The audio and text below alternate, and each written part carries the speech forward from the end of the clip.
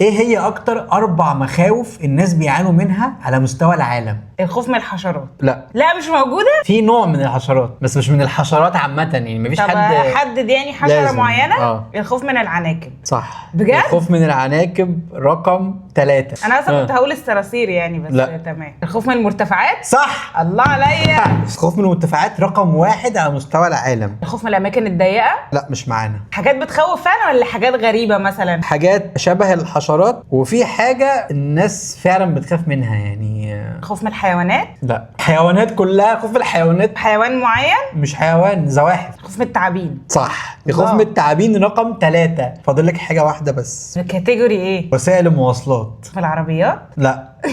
خوف في العربيات. يعني ايه الخوف في العربيات؟ ده كل الناس نفسها تشتري عربيات.